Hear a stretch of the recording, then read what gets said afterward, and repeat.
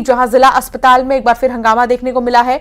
48 घंटे के भीतर ही एक और प्रसूता की मौत हो गई है। गर्भवती ने मृत बच्चे को जन्म दिया था। डिलीवरी के बाद महिला की भी जान चली गई। डिलीवरी के महज 24 घंटे बाद ही महिला की मौत हो गई है। महिला की मौत पर परिजनों ने हंगामा शुरू कर दिया है। परिजनों का कहना है कि अस्पताल की लापरवाही है, डॉक्टरों की लापरवाही है जिसकी वजह से मौत हुई है। हालांकि अस्पताल की तरफ से लगातार समझाइश दी जा रही है परिजनों को। अपने आप में प्रसूता की मौत से हंगामा जो है और भी ज्यादा बढ़ रहा है, बल्कि थमने का नाम नहीं ले रहा। महिलाओं के मौत के कारण बताना होगा, महिलाओं के मौत के कारण बताना होगा। ऋषु नायडू संवाददाता साथ जुड़ गए हैं। ऋषु, क्या जानकारी मिल रही है? आखिर क्यों अस्पताल से ऐसी खबरें सामने आ रही हैं? क्या लापरवाही अस्पताल की? जी हाँ, देखिए, जो जिला अस्पताल है बैतूल का, वो प्रसूति के लिए आने वाली महिलाओं के लिए एक कब्रगाह जैसा बनता जा रहा है। 48 घंटे के दौरान दूसरी मौत दर्ज की गई है। ताजा मामला जो है वो घोड़ाडोंगरी ब्लॉक की एक महिला का है, जिसे गंभीर अवस्था होने पर घोड़ाडोंगरी से बैतूल जिला अस्पताल रेफर किया गया था। यहाँ पर 24 घंटे पहले एक प्री मैच्योर बच्चे ने जन्म लिया था, जिसकी जन्म के साथ ही मौत हो गई थी। लेकिन कल रात को जो महिला उसकी भी मौत हो गई संदिग्ध परिस्थितियों में। परिजनों का ये आरोप है कि जो नर्सिंग स्टाफ है अस्पताल का, उन्होंने कुछ देर पहले मारपीट भी की थी महिला के साथ में, और उसे सामान्य अवस्था में होने के बावजूद भी कुछ दवाएं और इंजेक्शन दिए गए थे, जिसके कुछ देर बाद महिला की हालत बिगड़ी और उसकी मौत हो गई। बच्चे को भी जो है थैली में डाल करके दे दिया गया था परिजनों को, और परिजन जो है थैले में ही बच्चे का शव लेकर के कल से ही घूम रहे थे। इस पूरे मामले को लेकर आज सुबह से जिला अस्पताल में काफी हंगामा हुआ है। पुलिस बल तैनात करना पड़ा है यहाँ पर, और जो बैतूल के अपर कलेक्टर हैं और सिविल सर्जन है, वो भी जिला अस्पताल पहुंचे हुए हैं। फिलहाल जो है महिला का पोस्टमार्टम जारी है, और प्रशासन का और जिला अस्पताल का ये कहना है कि इस पूरे मामले की जांच की जाएगी। जो प्रशासन है, उन्होंने बाहर के डॉक्टरों को भी जांच दल में शामिल किया गया है, जिससे निष्पक्ष जांच हो सके। लेकिन सबसे बड़ा सवाल अब भी यही उठ रहा है कि जिला अस्पताल में ऐसी क्या व्यवस्थाएं हो रही है, इस तरह से किस तरह से मेडिकेशन किया जा रहा है, जो लगातार महिलाओं की यहाँ पर मौत होती जा रही है। अब देखना ये होगा कि जो 48 घंटे पहले भी एक महिला की प्रसूति के बाद मौत हुई थी, उसकी भी अभी जांच रिपोर्ट नहीं आई है, और आज जो घटना हुई है उसकी भी अभी जांच दल बना के जांच की जा रही है।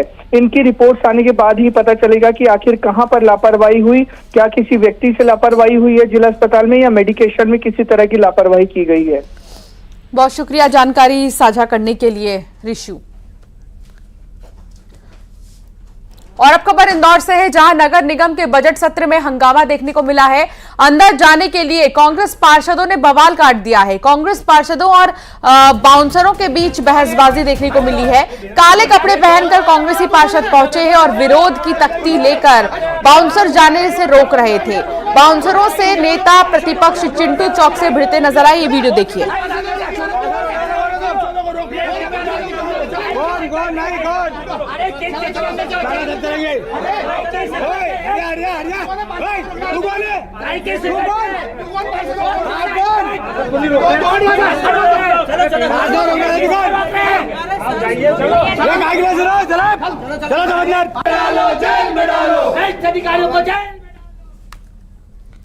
भिंड की बात करेंगे, जहां डंपर और स्कूटी में टक्कर हो गई है और हादसे में स्कूटी सवार छात्रा घायल है। छात्रा को अस्पताल में भर्ती किया गया है। आरोपी डंपर ड्राइवर गिरफ्तार कर लिया गया है। डंपर को भी जब्त किया गया है मौके से। कोतवाली थाना इलाके की घटना बताई जा रही है। भिंड में डंपर और स्कूटी में टक्कर हुई और छात्रा घायल हुई है, जिसे अस्पताल में भर्ती किया गया है।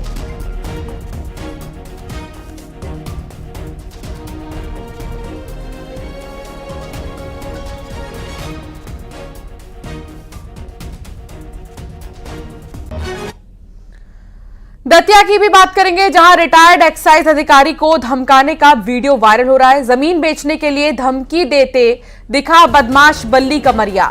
खैरी गांव की 30 बीघा जमीन खरीदना चाहता है आरोपी। 5 साल पहले बटाई पर अधिकारी ने जमीन दे दी थी। बदमाश पर जमीन पर कब्जा करने का आरोप है। बता दें कि जमीन लेने पर हत्या की धमकी देने का आरोप है। अधिकारी के दोनों बेटों की भी हत्या करने की उसने धमकी दी है। कोतवाली थाने के पकौड़िया महादेव का यह मामला बताया जा रहा है। आप जो सोचो कि हमको दबा लो या कोई समस्या कर दो, कुछ नहीं होने वाला है। तब की मत नहीं होगा। हम मर सकते लेकिन झुक नहीं सकते जीवन भर। ये वादा है हमारा। बस हाँ, कोई मार घोषित के जिला को पहुंचा दो अभियान में कि हम ले रहे जगह ना, उसको कत्ल कर दे तो भंगी नहीं कह तुम्हारी जल्दी भंगी कह दो। परमात्मा कसम खा रहे हैं, जो परमात्मा की कसम खा रहे हैं। हाँ अरे हम बदल मिट जाए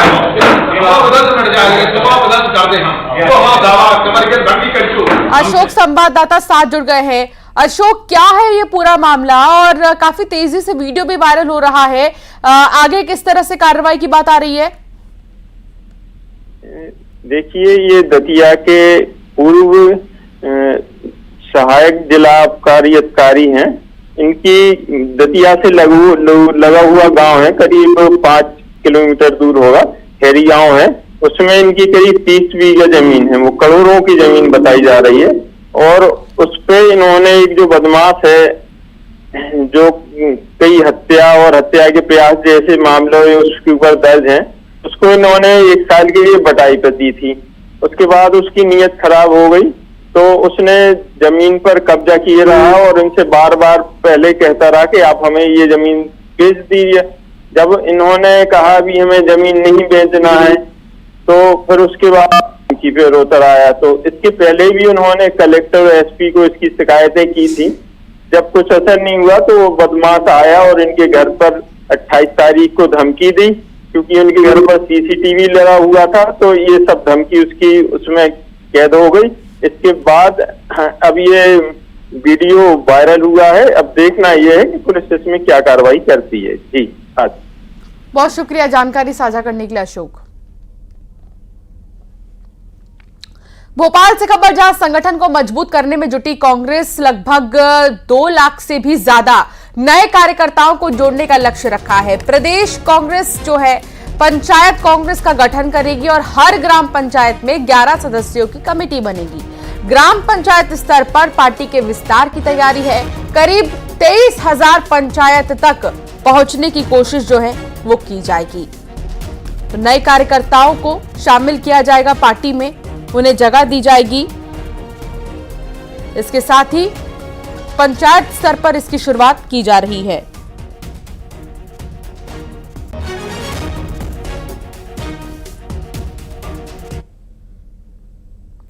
केरल के वायनाड में भारी बारिश के बीच जमीन खिसकने से बड़ा हादसा हो गया है।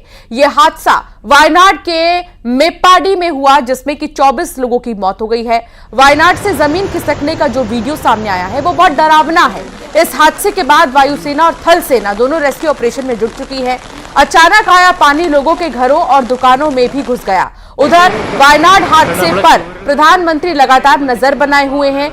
हादसे के बाद पीएम मोदी ने केरल के मुख्यमंत्री से बात की और केंद्र से हर संभव मदद का भरोसा भी दिया है, जबकि स्वास्थ्य विभाग ने इस हादसे के बाद हेल्पलाइन नंबर जारी किया है। तो ये तस्वीर आप देखिए, जमीन खिसकने की वजह से तबाही का मंजर, डरा देने वाला मंजर।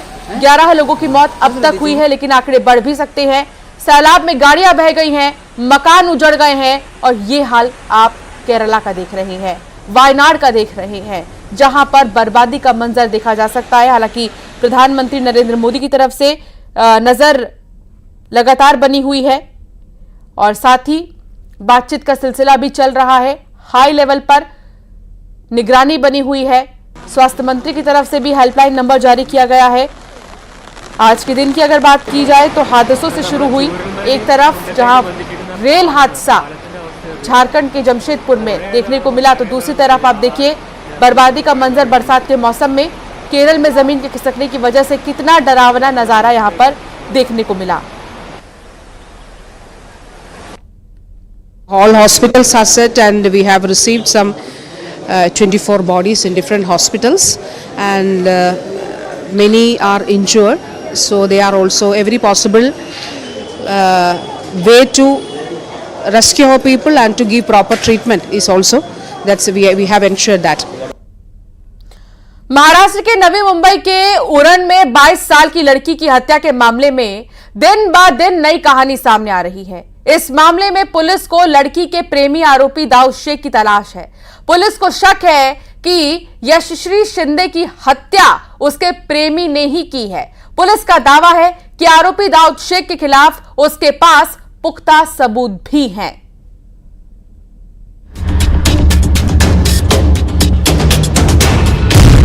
नवी मुंबई के दाऊद की हैवानियत हिला देगी। पहले चाकुओं से गोदा, फिर चेहरे को कुचला।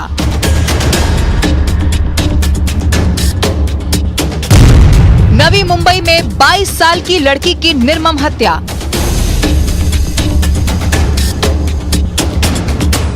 दो दिन पहले नवी मुंबई के उरण में हुई एक लड़की की हत्या का मामला तूल पकड़ता जा रहा है। जैसे जैसे पुलिस की जांच आगे बढ़ रही है, वैसे वैसे इस हत्याकांड से जुड़े नए दावे भी सामने आ रहे हैं। आरोपी दाऊद शेख अभी तक पुलिस की गिरफ्त से दूर है और पीड़ित परिवार वालों ने उसकी गिरफ्तारी के लिए पुलिस के खिलाफ मोर्चा खोल रखा है। परिवार वालों का आरोप है कि ये कोई साधारण हत्या नहीं, बल्कि लव जिहाद में किया गया मर्डर है। शिंदे माझी मुलगी यशस्वी हिच्या उरणमध्ये निगरून हत्या झालेली आहे। दाऊद शेख नावाच्या जिहादीने केलेली आहे। पर उरण की तरफ से यही मांग है कि उसको मृत्युदंड ही मिलना चाहिए और जो मृत्युदंड ही उसको मिलना चाहिए, मृत्युदंड ही उसको मिलना चाहिए। और उसके बाद में महाराष्ट्र में ऐसी घटना या हमारे भारत देश में ऐसी घटना कहीं भी ना हो, क्योंकि ये मेरी बच्चियां, मेरी माता, ये मेरी बहनें कहीं ना कहीं काम के वास्ते किसी घूमने जाती है, उनको फ्रीडम मिलना ही चाहिए।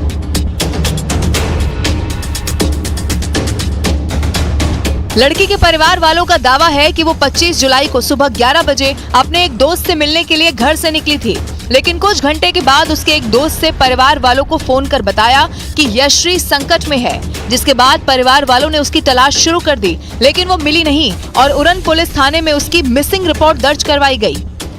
उसके बाद में वो घर लौटी नहीं ना, जैसे वो वहाँ से वो इधर तक आई, उसके बाद में वो घर आई नहीं। उसके बाद में उसने आगे किसी दोस्त को फोन किया कि बाबा मैं संकट में हूँ, ऐसा कुछ फोन किया। वो दोस्त ने और किसी दोस्त को किया, खाना खाने के लिए उसका मोबाइल कहीं पे था, तो उसको वो फोन करने मिला नहीं। जब वो लड़की ने देखा, उसके बाद में उसने हमारे घर में उसके भाई का नंबर ढूंढा, अभी भाई को कॉल किया कि बाबा ऐसा ऐसा आपकी लड़की का फोन आया था। फिर उसके बाद में भाई उठ के पुलिस स्टेशन में चला गया और वहाँ पे मिसिंग का कारण बता, बाबा ऐसा ऐसा हुआ है, मेरी लड़की मिस हो गई।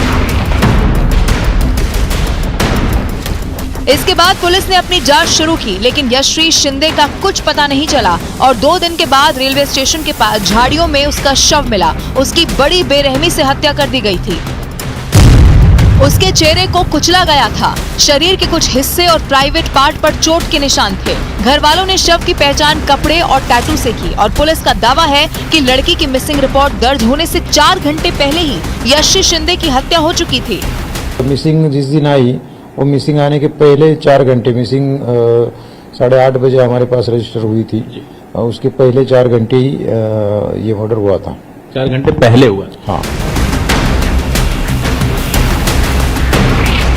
पुलिस को शक है कि यशश्री शिंदे की हत्या उसके प्रेमी दाऊद शेख ने ही की है, क्योंकि 2019 में यशश्री शिंदे और उसके परिवार ने दाऊद शेख पर पॉक्सो एक्ट के तहत एफआईआर दर्ज करवाई थी और उसे जेल भी जाना पड़ा था।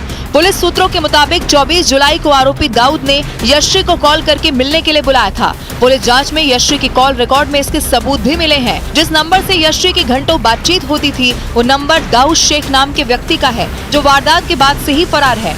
वो जेल से बाहर आने के बाद वापिस वो लोगों के संबंध प्रस्तापित हुए थे, ऐसी माहिती सामने आ रही है और उसी हिसाब से हम लोग इन्वेस्टिगेशन कर रहे हैं। पुलिस की थ्योरी है कि दाऊद ने यशश्री को लेकर मन में एक जुनून पाल लिया था। उसे किसी भी कीमत पर यशश्री को हासिल करना था, जिसकी प्लानिंग वो पिछले 5 सालों से कर रहा था। जेल से छूटने के बाद उसने यशश्री से दोबारा बातचीत की, फिर उसे अपने प्यार के जाल में फंसाया, लेकिन यशश्री उसके खतरनाक मंसूबों से बिल्कुल अनजान थी। बलरामपुर में पकड़े गए प्रिंसिपल स्कूल में हिडन कैमरा लगाने का उन पर आरोप है। हैंडबैग में प्रिंसिपल ने कैमरा लगा रखा था। बीईओ ने कारण बताओ नोटिस जारी किया है। पहले भी विवादों में रहे हैं प्रिंसिपल रामकृष्ण त्रिपाठी। लेकिन सवाल ये कि अब उन्होंने हैंडबैग में क्यों ये कैमरा लगाया था, इसके पीछे की क्या वजह थी। स्कूल में हिडन कैमरा लगाने का आरोप है प्रिंसिपल पर। पहले भी विवादों में ये प्रिंसिपल रह चुके हैं, एक बार फिर नजर में आए हैं और उन्होंने हिडन कैमरा पर्स में लगा रखा था। ये कैमरा आप देख सकते हैं, पर्स में हिडन कैमरा लगा हुआ, लेकिन इसके पीछे की क्या मंशा थी प्रिंसिपल के, ये पूछताछ के बाद ही पता चल पाएगी। बलरामपुर में प्रिंसिपल को पकड़ लिया गया है। स्कूल में हिडन कैमरा लगाया था उन्होंने, हैंडबैग में प्रिंसिपल ने हिडन कैमरा लगा रखा था। हालांकि बीईओ ने उन्हें कारण बताओ नोटिस भी जारी कर दिया है। इससे पहले भी रामकृष्ण त्रिपाठी विवादों में रहे हैं। सूरज संवाददाता साथ जुड़ गए हैं। सूरज, क्या जानकारी मिल रही है, आखिर क्यों ये हिडन कैमरा लगाया गया था? जी, मैं आपको बता दूं कि वाडक नगर ब्लॉक के फुली डूमर में मिडिल स्कूल का मामला है, जहां पे सरकारी मिडिल स्कूल के हेडमास्टर का यह कारनामा है, जिनके द्वारा अपने बैग में हिडन कैमरा छुपा कर रखा गया था। वहीं उसको पकड़े जाने के बाद बीओ ने कारण बताओ नोटिस जारी किया। फिलहाल इस पर अभी तक किसी प्रकार के अधिकारियों की प्रतिक्रिया सामने नहीं आई है कि आखिर इसने ऐसा क्यों किया था, उसके पीछे की वजह क्या है। अभी तक उसके पीछे की वजह किसी भी प्रकार के स्पष्ट नहीं हो पाया। फिलहाल कारण बताओ नोटिस जारी हुआ है। अब नोटिस के बाद जब जवाब सामने आएगा, अधिकारी इस पर कोई अलग एक्शन लेंगे तो समझ आएगा कि उनके द्वारा आखिर हिडन कैमरा क्यों छुपा कर रखा गया था। आपको बता दें कि पहले से ही विवादित है हेडमास्टर रामकृष्ण त्रिपाठी, लगातार इनके विवादों में रहे हैं और एक नया विवाद इनके सामने फिर से आ गया है। फिलहाल अब तक जो है कारण बताओ नोटिस जारी हुआ है। जब तक जवाब पेश नहीं होता और अधिकारियों की तरफ से कोई प्रतिक्रिया सामने नहीं आती, तब तक ये समझ नहीं आएगा कि आखिर इसने कैमरा क्यों छुपा कर रखा था। जी, बहुत शुक्रिया सूरज जानकारी साझा करने के लिए। छत्तीसगढ़ में वार्डों के परिसीमन पर आज भी सुनवाई है। हाईकोर्ट में यह सुनवाई हो रही है। परिसीमन के खिलाफ याचिका पर सुनवाई हो रही है। सोमवार से हाईकोर्ट में सुनवाई चल रही है। 2011 की जनगणना के आधार पर परिसीमन का विरोध किया जा रहा है। निगम ने कहा कि झुग्गी में रहने वाले लोगों को विस्थापित किया गया। निगम ने कहा कि कई क्षेत्रों में जनसंख्या का बड़ी संख्या में विस्थापन हुआ है। हालांकि इन सब के बीच सुनवाई के बाद ही ये पता चल पाएगा कि कोर्ट का क्या कहना है। आज भी परिसीमन पर सुनवाई चल रही है। बिलासपुर अप्रेंटिस की मौत के मामले में एफआईआर दर्ज हुई है। हादसे के 20 दिन बाद एफआईआर दर्ज हो चुकी है। रेल अधिकारी पर मामला दर्ज हुआ है। रेलवे वर्कशॉप में हादसा हुआ था। करंट लगने से अप्रेंटिस की मौत हो गई थी। हादसे के बाद आंदोलन भी किया गया था।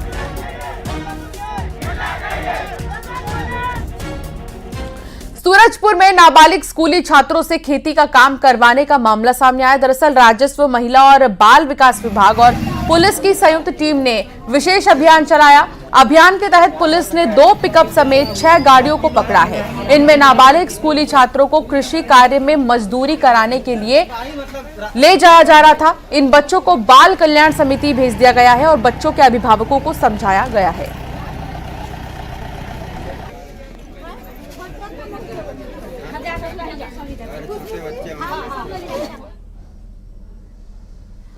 और इसी के साथ बुलेटिन में फिलहाल इतना ही। आप देखते रहिए न्यूज़ 18।